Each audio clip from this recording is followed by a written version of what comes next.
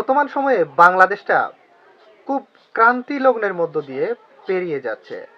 যেদিকেই তাকাবেন শুধু আন্দোলন, মিছিল, মিটিং, সমাবেশ এই সব কিছু মিলিয়ে বর্তমান সময়ে বাংলাদেশ যেন একেবারে একটা রাজনীতির একটা প্রাণকেন্দ্র হয়ে দাঁড়িয়েছে। মনে হচ্ছে যেন গোটা বিশ্বের সকল রাজনীতি যেন বাংলাদেশের মধ্যে চলে এসেছে। এমনই একটা থমথমে অবস্থা বর্তমান সময়ে বাংলাদেশে বিরাজ করছে। ছাত্র জনতা ধানমন্ডি ৩২কে গুড়িয়ে একেবারে চূর্ণ বিচূর্ণ করে দিল, জ্বালিয়ে পুড়িয়ে ছাড়খাড় করে দিল। এখানে শেখ মুজিবের বাড়িটাকে ধূলিসাৎ করে দেওয়া হলো, সেই বাড়ির ইট পর্যন্ত খুলে নেওয়া হলো এবং অনেকেই দেখছি নিদর্শন হিসেবে সেটা সে হাতে করে বয়ে নিয়ে যাচ্ছে। সে আবার এটাও বলছে যে এটাকে সে স্মৃতি হিসেবে রাখবে, ফেসিবাদের ইট সে স্মৃতি হিসেবে রাখবে। কিন্তু প্রশ্ন হচ্ছে, ধানমন্ডি ৩২-এ কি কেউ বর্তমানে থাকে? ধানমন্ডি ৩২-এ তো আওয়ামী লীগ নেই, বর্তমান সময়ে আওয়ামী লীগ নেই, এক সময় ছিল। ধানমন্ডি ৩২ গুড়িয়ে দেওয়া মানে কি আওয়ামী লীগকে বাংলাদেশে একেবারে গুড়িয়ে দেওয়া হলো?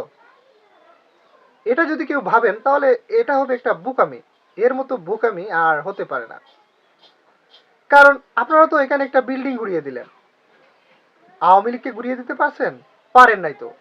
এখনো পর্যন্ত আওয়ামী লীগকে কোনো সুষ্ঠু বিচারের আওতায় আনা সম্ভব হয়নি।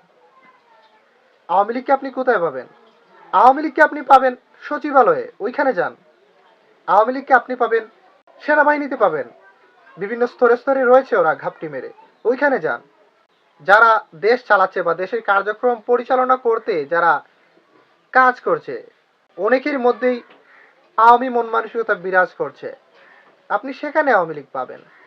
মিডিয়ার মধ্যে আওয়ামী লীগ রয়েছে, সেখানে যখন আন্দোলন করবেন, সেখানে গিয়ে যখন আওয়ামী লীগকে গুড়িয়ে দেবেন, তখনই হয়তো বা এই ছাত্র জনতা যেটা আশা করেছে যে আওয়ামী লীগকে গুড়িয়ে দেওয়া হয়েছে, তখন সেটা বাস্তব হবে। কিন্তু এখানে বিল্ডিং গুড়িয়ে দিয়ে আওয়ামী লীগকে একেবারে গুড়িয়ে দেওয়া হয়েছে, এটা বাবা একেবারে এটা হাস্যকর একটা ব্যাপার। সাংবাদিক ইলিয়াস এবং পিনাকি ভট্টাচার্য এরাই হচ্ছেন বিশাল ভূমিকা পালন করেছেন এখানে। ওনারা ওনাদের বিভিন্ন লাইভে এবং ভিডিওতে ওনারা ছাত্র জনতাকে ইন্সপায়ার করেছেন যে ধানমন্ডি ৩২ ঘুরিয়ে দেওয়া হোক। ওনাদের ফেসবুক পোস্ট এবং ভিডিও সব কিছু মিলিয়ে ছাত্র জনতা যেন একেবারে ক্ষুদ্র একটা প্রতিক্রিয়া জানালো। সবাই শাবল, বুলডোজার, খন্তি, কোদাল যে যা পেরেছে সব কিছু নিয়ে ধানমন্ডি ৩২কে ঘুরিয়ে দিয়ে আসলো।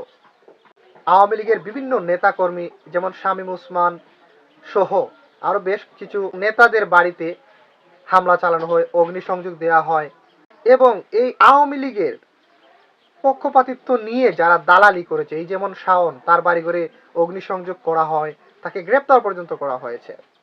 কিন্তু এই সামান্য কিছু বিষয়ে আওয়ামী লীগ কি একেবারে শেষ হয়ে যাবে?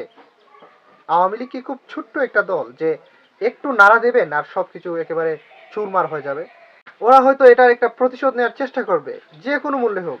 তারা আজ হোক কাল হোক এটার একটা প্রতিশোধ নেয়ার তারা চেষ্টা করবে।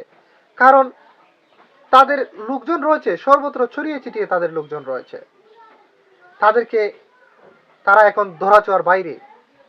দেশের সকল টাকা অর্থ সম্পদ এখন তাদের হাতে, কারণ বিগত 16 বছরে তারা এটা অর্জন করে নিয়েছে। এই টাকা দিয়ে অনেক রাজনৈতিক নেতাদেরকে তারা একেবারে হাতের খেলার পুতুল বানিয়ে নেবে, এটা দেখে নেবেন। কিন্তু বিষয়টা হচ্ছে, সুষ্ঠু তদন্তের মাধ্যমে যদি আওয়ামী লীগের বিচার করা যেত, তাদেরকে যদি একটা বিচারের আওতায় আনা যেত, তাহলে হয়তো ব্যাপারটা খুব ভালো হতো। কিন্তু এভাবে মন চাইলো যেখানে সেখানে গিয়ে হামলা, অগ্নিসংযোগ করে আওয়ামী লীগকে শেষ করে দেবেন, এটা হচ্ছে একটা রাগের বসে আপনি এই কাজটা করলেন।